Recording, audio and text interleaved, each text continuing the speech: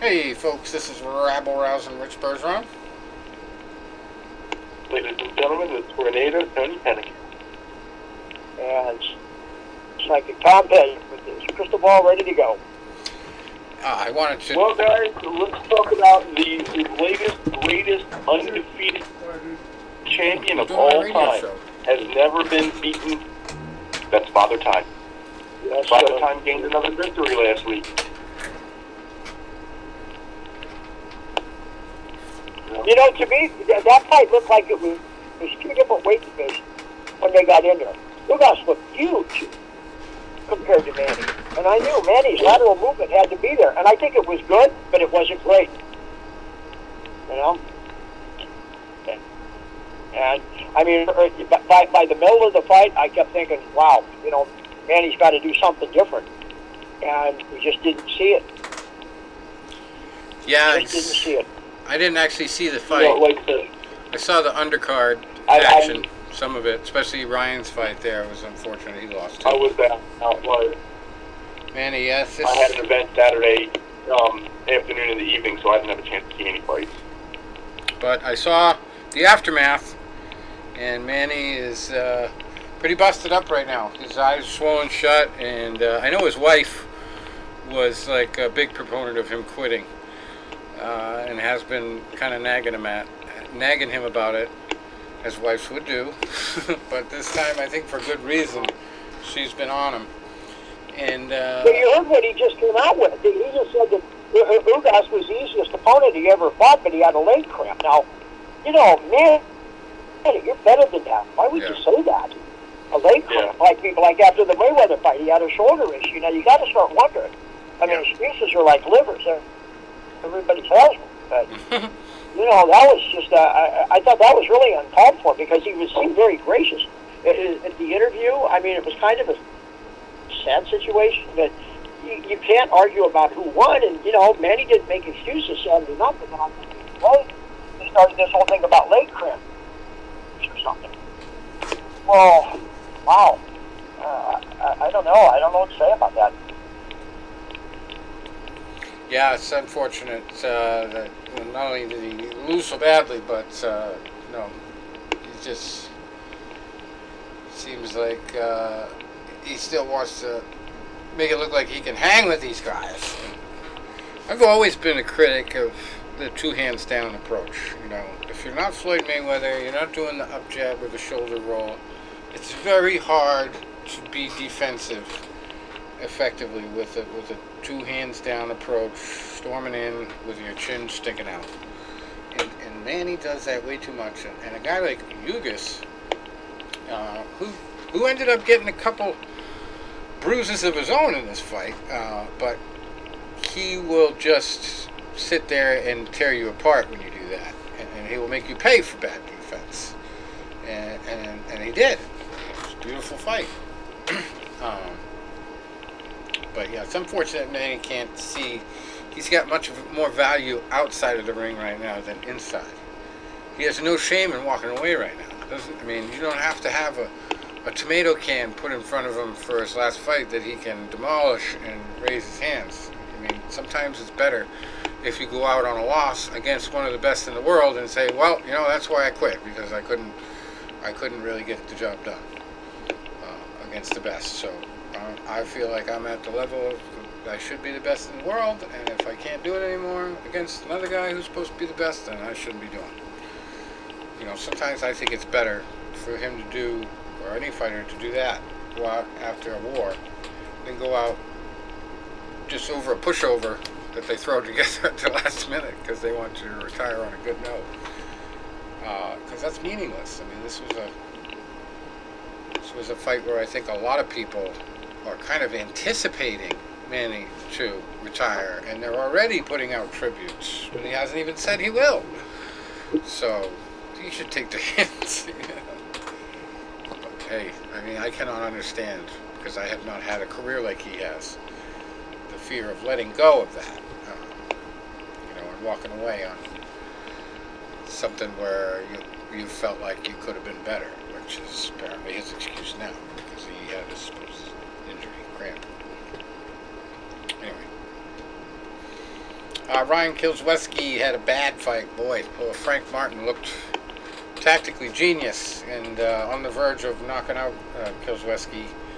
But, that was pretty much what he was trying to do, was get through the whole fight. And he was determined to do that. Nobody had ever stopped him. And nobody did that night. So he came away with something. Everybody was respecting his heart. But, boy, that was a rough one. Especially having interviewed him before. I didn't see the pay-per-view, but I saw almost all the undercard action. It was pretty good. We had, before that, Mark Magsayo beating Julio Seja. Victor Ortiz losing to Robert Guerrero, even though they got the headline wrong. The post-fight press release, they said Ortiz won the fight. And then in the actual article, they said Guerrero won. So I was just like, well, geez, I guess I got my prediction wrong. And I was like, nope, I didn't. So, yeah, that was interesting. And we had Carlos Castro beating Oscar Escandon. And, I'm not even going to try to pronounce that one. Let's see what they got this weekend. The two biggest fights, according to the BoxRec main page, are guys I never really heard of. We'll check that out in a minute. Also had some big fights last week. Sherdog, Bellator, I should say, and UFC. We didn't quite get the main event right, but, it was a 5-round fight, and it was just very sloppy from my perspective. I guess Cannonier was able to use his reach to his advantage, and just was a little bit more tactical, but Gastelum, I don't know. It's kind of been hit or miss lately. I absolutely got demolished on FanDuel. I didn't pick anything right. The cheapest guy, Parker Porter, he only got a unanimous decision win, which isn't as big as a knockout win, but, cheapest guy was up against Chase Sherman. And of course, I fell for the bait and switch. They bait you with the guy that's the heavyweight that's supposed to win. So everybody buys him at a higher rate. It just screws up your whole lineup. But anyway, I started off bad. The guy that scored the quickest points on the night was the guy who won the first fight, Ramiz Brahimaj, beating Sasha Palatnikov by rear naked choke. 2 minutes and 33 seconds into the fight. And I didn't have him on any of my cards. And then Ignacio Bahamondes, also another guy I didn't have on any cards. He beat Roosevelt Roberts by a spinning wheel kick. This was a battle. Spinning wheel kick, second fight of the night. This was a streak, too, of 4 straight stoppages to start the night. And we had a lot of these last week to start the night. I think there was a few more. Boy, this was epic. This is among now the top 100 UFC knockouts, I believe. A spinning wheel kick with 5 seconds left in the entire fight. And Roosevelt Roberts, who I believe was winning on the scorecards, slightly, just got sloppy, put his hands down once, and bam! Out cold, gone. Ref has to jump on him. It's over. So that's one of the things I really like about playing FanDuel, is because it encourages you to watch the preliminaries, because you're interested in it. You've got a financial interest, possibly, in these guys winning. But some of them are very hard to pick. Boy, you can't predict that. 5 seconds left to knock out like that. The guy who was losing. He didn't look like he even had the power in him to do it. He was so tired. So that was one of my favorite fights of all time right there last week. I loved watching that. Anyway, William Knight in the next fight, beating Fabio in the Fabio fight of the week. That was a knockout. He was heavily priced, too. That was 3 minutes and 58 seconds into the first round. Boy, he is a stacked dude. He's definitely very strong and not the type where he cannot translate it into striking, like some people we know. But anyway, that was a good knockout. Put Fabio on canvas. Fourth fight of the night, Josiane Nunes beating the favored Bea Malecki, another high-level fighter. And Nunes, boy, tough little girl. She just came in there and did not get bothered by the reach and the experience. She just came in there and she was like a little Vinnie Paz, Tony. You would have been proud of her effort here. She just went in there, and I hate to say it, probably going to get the LBGT community listening as outraged, but she kind of looks like a man anyway, so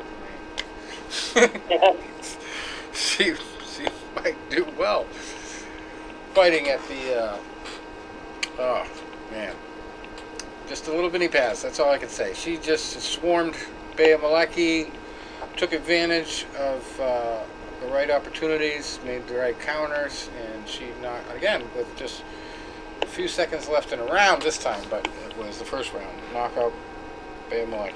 And I had both girls on different cards, not on the same card. You never want to do that unless you anticipate these guys going like 5 rounds at each other. But, yeah, that was a good one for one card. I almost got to the winnings, but I think I missed it by like 50 points or something. Fifth fight of the night, Brian Kelleher over Domingo Pilarte. That was a unanimous decision. That was one of my good picks. I didn't pick either guy. You don't want to have decisions. You want to have all knockout winners. Austin Lingo, I did have on one card. He beat Luis Saldana. That was a tough little scrap there. Back and forth. A lot of good moments for both fighters. And then we had Alexander Pantoja. He was another heavily favored guy. I definitely had him on, I think, 2 out of my 3 cards. He beat Brandon Royval by rear naked choke, 1 minute and 46 seconds in round 2. And we had Vince Pichelle over Austin Hubbard. Vince is just a very durable guy. He definitely seems to have improved a little bit, and Austin Hubbard was just a perfect matchup to showcase his good skills. He just cruised to a unanimous decision win there. And then Kakramanov over Trevin Jones. That was a guillotine choke submission. Again, in the closing seconds of the fight, 4 minutes and 39 seconds left. And got the guillotine choke. Trevin was doing fairly well. Just didn't have the energy to break that choke at the end, and that was it. And fight of the night for, as far as, you know, underdogs, Parker Porter getting the win over Chase Sherman. And that was, boy, that was, every ounce of energy came out of both of those guys. It was one of those ones where, you know, at the closing bell, neither guy can really lift his arm up to his chin with any force at all. Quickness. It was just rock'em sock'em robots. Great effort from both guys. I felt like if Chase had concentrated a little bit more on defense and fought a little smarter instead of getting baited into Parker's game, he would have won that fight. But Parker Porter does not look intimidating. I mean, he's got the big gut. He's got a little bit longer reach than most guys his height. But the thing about him is just that he just throws so much volume. And it was just so much technical volume. It was just, you know, even though Chase Sherman was walking through a lot of those, he was kind of zombie fighting. Because he was definitely getting rocked. So Parker, I think, threw the more punches that were making it harder for Chase to keep coming at him. And, you know, he's had to spend a lot of time just kind of resetting himself. So that was his big mistake there. But, yeah, Parker, I think this is his 2nd or 3rd UFC fight. He's definitely making an impression. Mark O. Madsen stayed undefeated over Clay Guida. That was a split decision.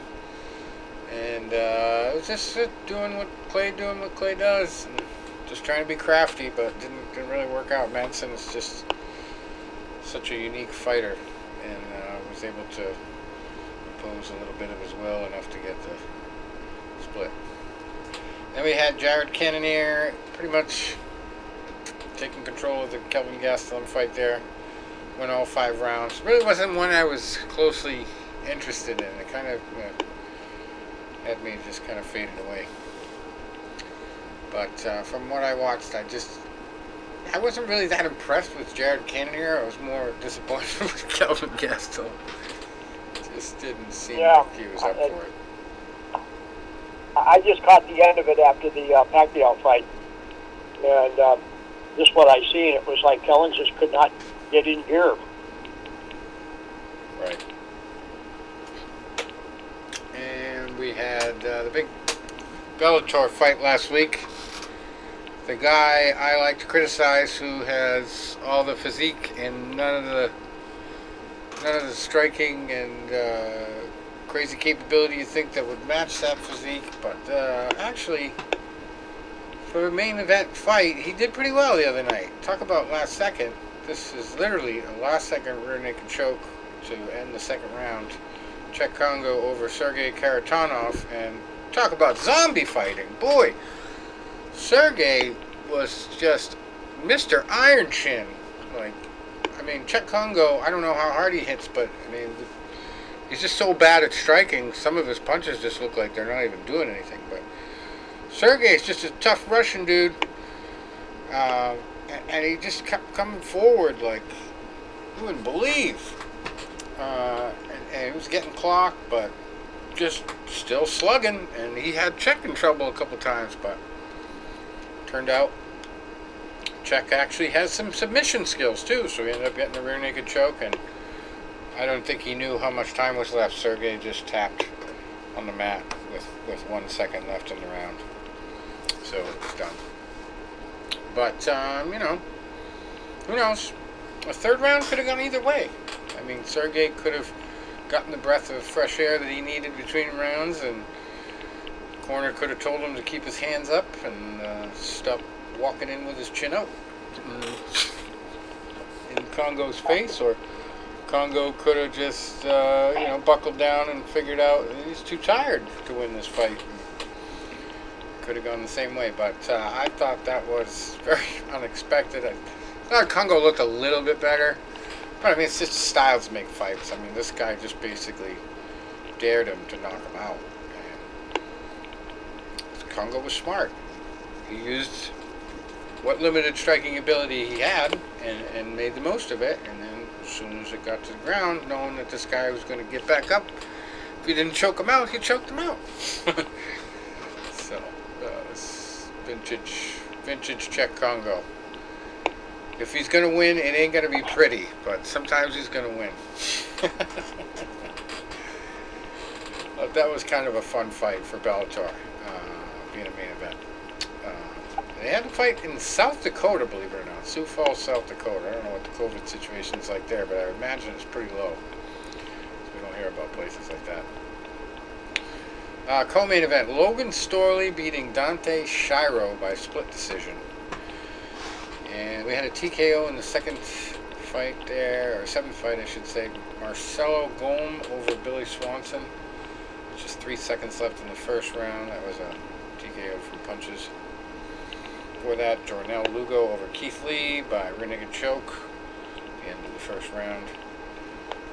That one was interesting too, because he was basically choking the guy out as the round was over, and then he let go. The guy got up right away as soon as his head bashed up against the mat. Got up, tried to walk over to his corner, and was stumbling, so the ref called the fight off. So that was another one I've never seen before. I've seen it where a guy gets tapped out in the last second. We just talked about that with the main event, but I've seen it live. And then this one, which was very strange. They even have it on here as the fight ended at 5 minutes for the first round. Which is at the end of the fight. So wow. So we had 2 Fabio fights last week. Fabio Aguiar over Taylor Johnson was the other one. Split decision win there. Not Mark Hamill, but Mike Hamill over Bryce Logan, unanimous decision. Archie Colgan over Sidney Ben Simmons by TKO from punches and elbows in the first round there. Dwayne, not The Rock Johnson, over Devin Fisher. That one was a Bravo choke in the first round. Bailey Schoenfelder was the first fight of the night over Corey Mogenberg. That was another one from elbows and punches, TKO. 4 minutes and 11 seconds in. There we go. And then I'll have to try my luck again on FanDuel this week with Edson Barboza versus Gigachikaze. That's the main event there at the Apex there in Nevada again. Edson comes in at 22-9. Gigachikaze comes in at 13-2. But don't let that 2 losses fool you. This guy's a beast, and it's just unreal how crazy he's just mowing through people right now. So we'll see if Edson can stand up to the challenge. I'm guessing, he's got experience, but he's kind of like a little bit shop-worn. And Chikaze's on the rise. I'm going to go with the up-and-comer who's making waves on this one over the veteran. But, he does have 2 wins in a row, this Edson Barboza. Makwan Amirkhani, unanimous decision, and a knockout over Shane Burgos in his last fight, which was just this past May. So we'll see. But I like Chikaze in this one. What do you think, Tom? I would agree. And how about this guy for a fighter's name? Brian Battle, 5-1. Fighting Gilbert Urbina, 6-1. He's ready for battle. I knew a kid named Battle once. It's at the Air Force Academy. Actually, that kid was involved in an incident that was one of the worst incidents of hazing I ever personally witnessed. And it was over the most pointless thing. So our kid, one of our freshmen, we call them classmates, he decided he was going to put his rifle away, and when you carry your rifle around inside the barracks, you keep your hat on. It's like one of them things with the Air Force, all military, I think. So, for some reason, you're always supposed to have your hat on. But if you don't have your rifle and you're indoors, you're supposed to have your hat off. So he puts his rifle away, and he's walking around in the hallway without his hat. So they bust him, the upperclassmen, and they're like, all right, why do you have your hat on? And he said, you're supposed to say no excuse, first of all, to any why question at the Air Force Academy. It's one of the craziest things. You could be starting to give a why answer, and they just wait for it. They'd let you get a sentence in, and they'd be like, why? And you'd be like, no excuse, sir. But anyway, that's a side note. So this kid Battle is the roommate of this kid that gets yelled at for wearing his hat, because the kid says not, oh, I'm sorry, I messed up. He says, everybody else is wearing theirs. And so that was the wrong answer. They call that pimping over your classmate. So they took this kid out into the hallway, the kid that blamed his classmate. They made him sit on a mattress. They put an upperclassman's hat on him. And they made his roommate, this Battle kid, who was like 90 pounds soaking wet, put on all this military gear, a rucksack and everything, and they PT'd him running in place, high steps, jumping jacks, in front of us all watching along the sides of the hallway. And one of the guys that was doing it could see that I was getting pissed and wanted to say something, and I almost did. He kind of settled me down. But I think they did ask me if I thought it was right, and I said, no, I think it's wrong. And by the time they were done, this kid could not hold up a set of keys in front of his face. And he hadn't even done anything. It was the other kid. So they're just kind of trying to treat you like shit to show you that, hey, you guys got to stick together. That was the point of the whole thing. But it totally was disrespectful to the whole process and doing things professionally. It was not the professional way to teach us that lesson, basically. But this is shit that gets through. These are kids running this program, so they don't always have adult supervision to stop that kind of thing. But that's my battle story. Oh, memories. Ninth fight of the night, Kevin Lee, 18-6, fighting Daniel Rodriguez, who's 15-2. Eighth fight of the night, Andre Petrovsky, 5-1, fighting Michael Gilmore, who's 6-3.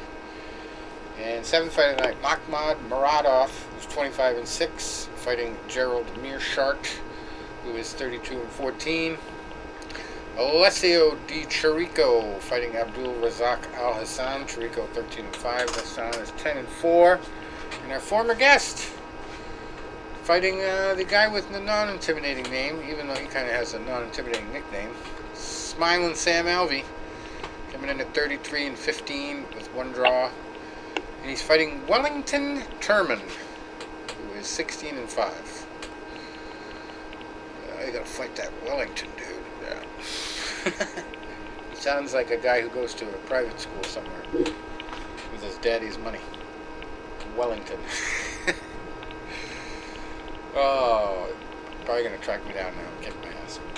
Anyway, Smiling Sam, we wish him luck. He's kind of not like as dynamic as some of the fighters nowadays, but he's still somehow willing to, or able, I should say, to get the job done when he gets these certain matchups that, kind of work for that style. So we'll see what he gets here, but, he doesn't really do a lot of chokes or, crazy grappling or throws, but, if he gets into an exchange for you at his perfect range, with you at his perfect range, just the 1-2 punches will take you out, It's just a matter of, what kind of guy he faces and whether they can withstand that kind of thing or not, so. And then the smiling thing comes in because sometimes when he gets hit, he will smile at you, and it can be intimidating. It's like, I just hit him with the kitchen sink, and he smiled at me. So it's not just a pushover type deal when you have that kind of nickname. Anyway, wish him luck. Hopefully we'll get him back on the show someday. This will be like the third or fourth time then. Anyway, Dustin Jacoby in the fourth fight of the night. 14-5-1, fighting Darren Stewart, who is 12-7. Third fight of the night, J.J. Aldrich, 9-4, fighting Vanessa Demopoulos, who is 6-3. Second fight, Jamal Emmers, 18-5, fighting Pat Sabatini, who is 14-3. First fight of the night, Guido Canetti, 8-5, fighting Leona Martinez, who is 8-2. Leomana Martinez, I should say. The Guido fight of the week. Guido Canetti. So then we gotta have a discussion about Saturday's boxing matches here. Big discussion point we have. Yeah, I guess it got pretty hot today. Paul said something about Tyron's mother. Yeah. And, well, they almost went at it. Did they had a press conference, right? They had the final press conference? Yeah, and I don't know the exact words, but you guys know how I feel about that. Family's off limits. Yeah. But Tyron even said, he says, hey, I'm already at 100% ready to tear his head off. But we'll see. A couple of my friends want to go to it, so I may have a live on the report. I don't know yet. It's just here in the hood. Well, let's hope you do. That'll be interesting. But yeah, actually, way more people than thought Ben Askren was going to do the job for them are backing Tyron Woodley, and they just seem to be convinced there's no possible way that Jake Paul can win. I don't know. I just really don't know. I think this is the best guy Jake Paul's ever faced, but at the same time, this is a guy that is very susceptible to the knockout. One little crack on his chin, he could be out for the count. And this is his first time doing this, so he's sort of at a disadvantage because Jake Paul has at least done boxing before, competitively. Right. So, I don't know. Well, I don't know who to pick. You got to wonder. Remember, Woodley was a monster. Just go back 5 years. He was a monster. He was the champ. And after that Usman fight, it's just like it stole his soul. It was like he woke up from a nightmare. An empty shell. When he went into that fight. I mean, there was a look in his eyes that it was just, he was done, and he knew it. And he's just never been the same. And I'm telling you, it's almost like almost like one of those Haitian voodoo things. Stuck pins in it. Yeah. And a doll, a Woodley doll. And I don't know, maybe this will be different. That's why they fight. Oh, I got to tell a quick story because you mentioned voodoo. But the other day, I was at Walmart with my girlfriend, and my clairvoyance powers came through because I had been eyeing this ice cream, and I didn't get it the last time. So we're there. I'm like, I'm going to get it. So I'm looking at the packaging, and it said something about misfit fruit and a woman-owned business. So like 3 hours later, we're back at the house watching Shark Tank. Next thing you know, there's this lady talking about strawberry, and it happened to be strawberry cheesecake ice cream that I got. Strawberries that are grown on her farm, they're not always perfect. So they put them into an ice cream. And then I was like, holy shit. I looked at the package of ice cream that I'd just eaten, and I'm looking at the package, and it's that one. It's the same one that I had just bought. I was like, wow.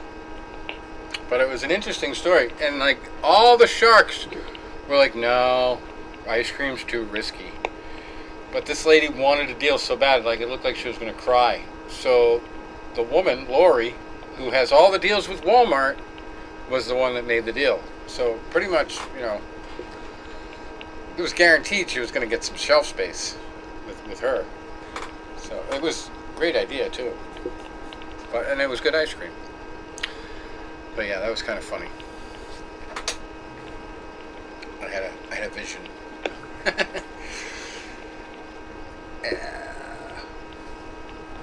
And one of the things that the shark did, Lori, the shark there, was she changed the packaging.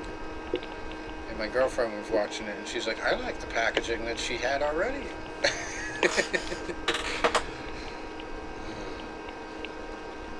Anyway. Alright, so somebody's 13-0's got to go here in the undefeated fight of the week at light heavyweight here in Vienna, Austria. Mansour Elsayev, 13-0, fighting Yasko Stoichev, also 13-0, for the WBC Asian Boxing Council light heavyweight title. ABC. The WBC ABC light heavyweight title. And they say there's too many belts in boxing. Okay. Another title, female title, on the line in Quebec. Light flyweights, Kim Clavel, 13-0 as well, fighting Maria Soledad Vargas, who's 15-3-1 for the vacant WBC silver female light flyweight title. And this one's a lot of experience versus much less. Super welterweights, Mikhail Zuski, 34-2, fighting Dylan Loza, who is 15-4-1. And then we have not much else on this card. Another 13-0 fighter, Muslim Akdenis at lightweight, 13-0, fighting Giovanni Martinez, who is 7-11 with one draw. But all 6 of his last fights have been losses. Giovanni Martinez, lucky 7-11.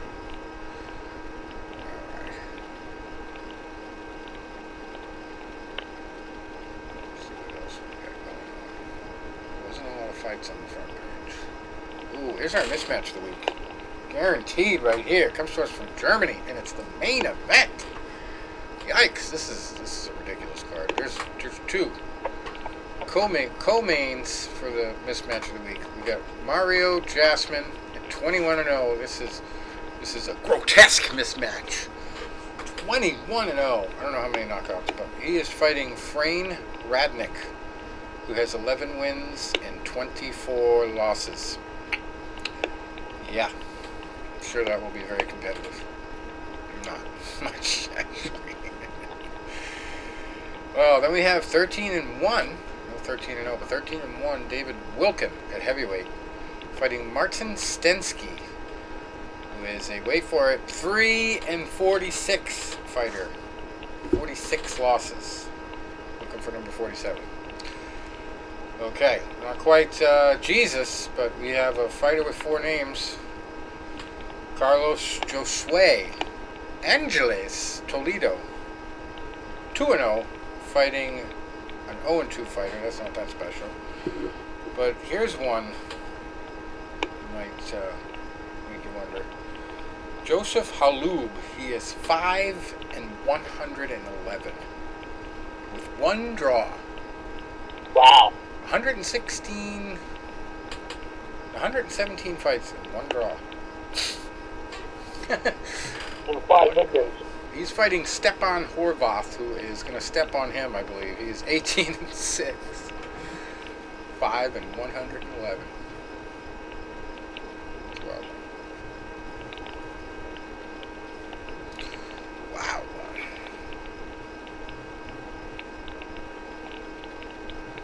Okay. Now here's some actually competitive fights. At least one. At super flyweight in Panama, we got Orlando Penalba, 10-0 with 1 draw, fighting Gilberto Pedroza, who is 18-6-2 for the Panamanian super flyweight title. We also got the Panamanian featherweight title on the line between Jamie Munoz, 10-1-1, and Tony Gomez, who is 13-7-2. Whoa. This guy's got a winning record, but boy, this is a mismatch of the week candidate. Matus Masternak from Poland, fighting with a record of 44-5, fighting Felipe Nsu, who is 4-1 with 1 draw. And the 1 loss and the 1 draw were in his last 5 fights. Ouch. It's a rough one. And we got 16-0 Przemysław Zisk at super welterweight, fighting 14-23 David Bensi. He also has 1 draw. You got another guy on the card. He's fighting a 1-0 dude. His record is 23-58-6. He's got 6 draws. And he have 100 fights. Oh, and if you want to go to a big fight in Russia, you can go to Zhukovka, Russia, and you can watch Yusuf Kediev, 8-0-1, fighting Ghassan Gasanov, who is 17-9-1 for the Russian light heavyweight title. I gotta love this guy's name, Wilby Force. That's the guy's first name, Wilby Force Shihepo. He's 25-12, light heavyweight, fighting David Gladun, who is 5-1. And here's actually a nice competitive one in the midst of this card.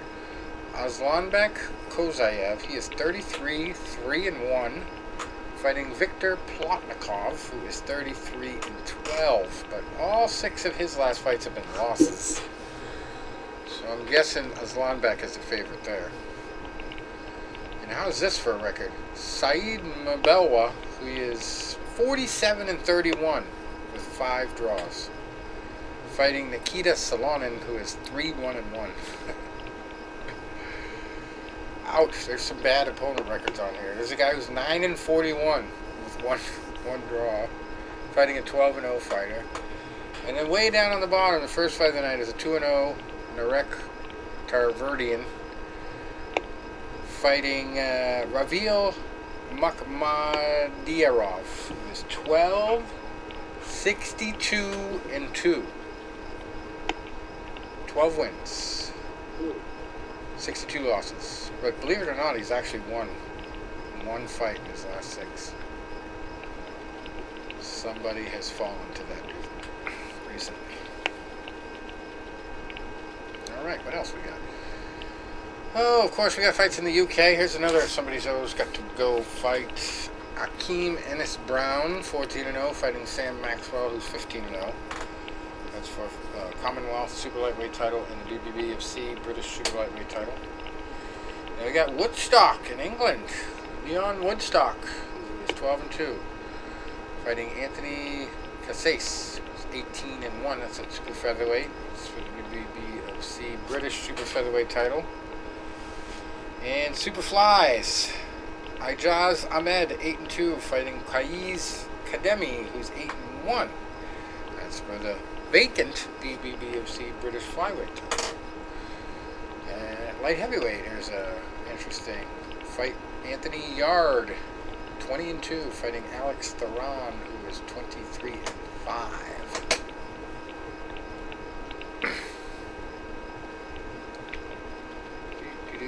That's it for that one. In Kentucky, got a couple fights worth mentioning. Tyler Tomlin, 11-0, fighting Ira Terry, who is 27-16 at lightweight. And how about this for a matchup? I don't know if it's a mismatch or a train wreck waiting to happen here. We got Dedrick Bell at super welterweight. He is 27-32 with one draw. Has won 4 out of his last 6. He is fighting George Shepard, who has lost 11 out of his last 13. George is 1-11-1. Ouch. We got another mismatch here. Luis Galarza, welterweight, 23-4, fighting William Marcel Davis, who's only 4-8 with one draw. Who allowed this thing to happen? It's crazy.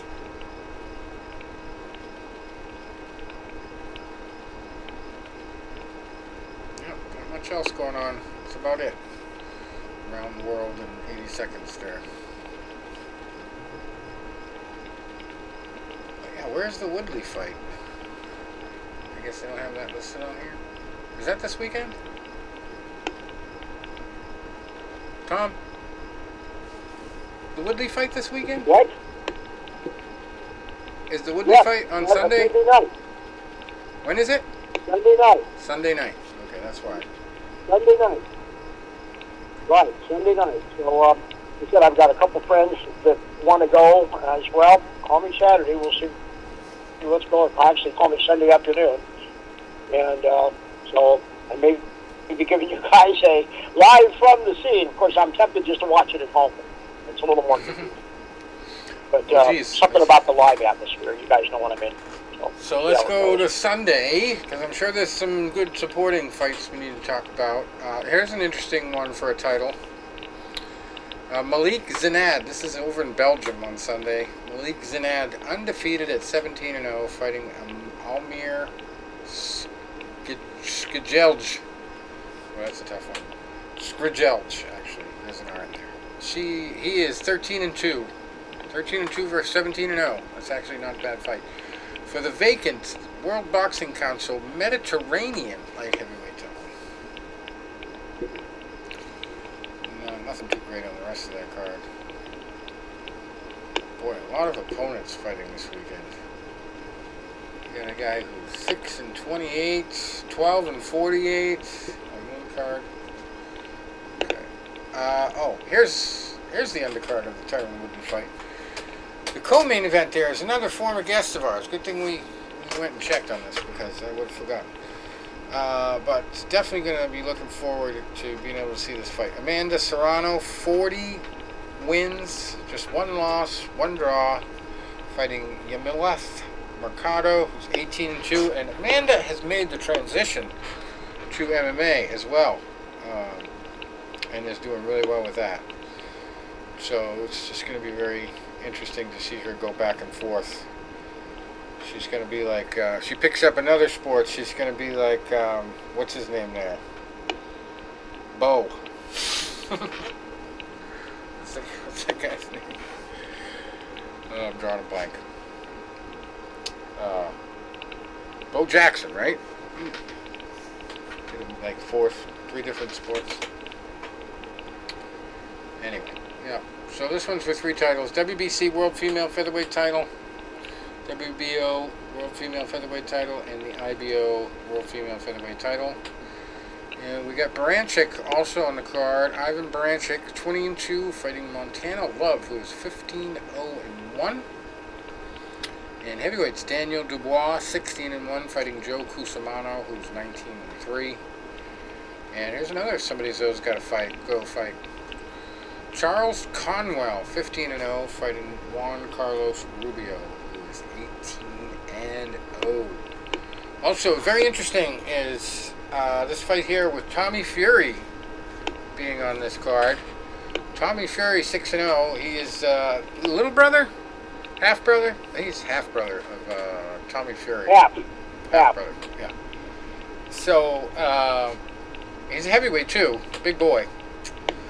And he hasn't been in any huge big name fights with anybody close to a title picture, but he's kept his undefeated record, and he's fighting a pushover here. Anthony Taylor, 0-1, like it's his first fight. But this is set up for him to fight Jake Paul, because Jake Paul had a list of people he wants to fight, and Tommy Fury is now on it because they have gone back and forth with a bunch of trash talk. But I don't think Jake Paul is even close to heavyweight just yet. He's kind of working his way up there with the steroids.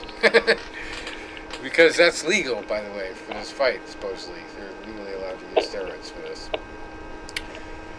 But we'll see how it goes. It's going to be at cruiserweight. And actually, Tommy Fury's fight is at cruiserweight, believe it or not. So maybe this is really in preparation for it. But Jake Paul comes in at 3-0, and Tyron Woodley is making his boxing debut, but has a lot more MMA experience. And let's hope that MMA has learned their lesson from putting Ben Askren out there and, him having absolutely no hope because he didn't take it seriously.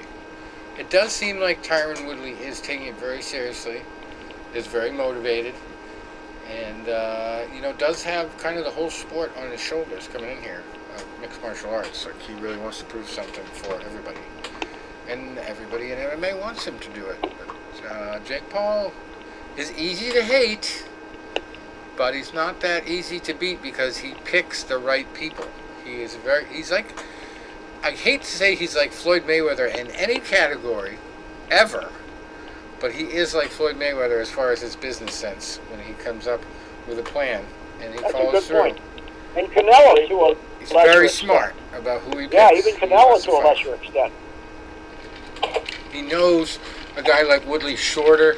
He's got a reach problem. He's got a rattled problem. He's been knocked out. Like, there's a lot of strikes against Woodley and not so many against Jake. And he's going to be so much taller going in there. And he's definitely going to outweigh him. I don't know how Tyron Woodley is going to get to cruiserweight